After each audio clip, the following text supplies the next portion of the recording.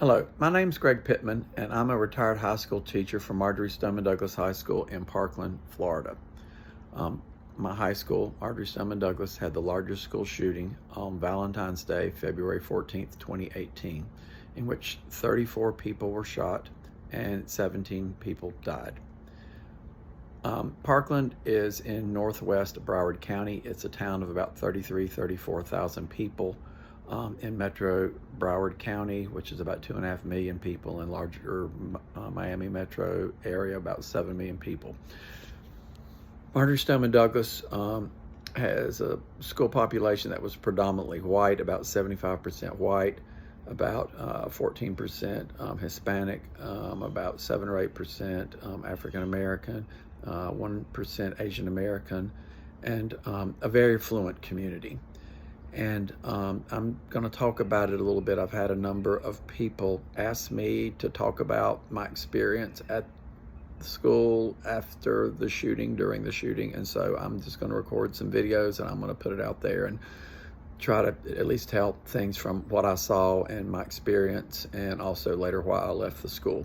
I did not leave as a result of the shooting, but I did leave as a result of some other changes afterwards.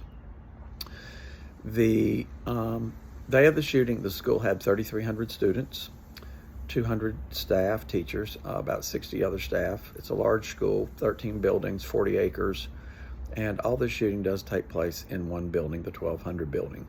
Now, many of us make decisions in life every day, and we don't think anything about the decisions that we make, such as on 9/11, there were people that the kid was sick that day, they stayed home, they had a doctor's appointment, they had a dentist appointment, they missed their train, they were late for it, they thought they're going to be fired because they missed a meeting, they were late for their ferry, and obviously it determined later that day what happened because they were not in the towers, the Twin Towers in New York, or other buildings where other things happened in the U.S., and it greatly altered what happened to them.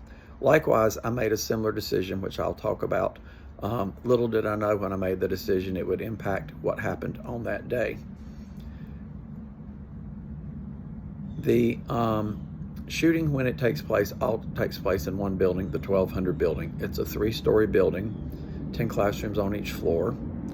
And I taught in that building the first 10 years it was built. I was one of the original teachers in, and I was on the 3rd floor, which is where they did all the state standardized testing.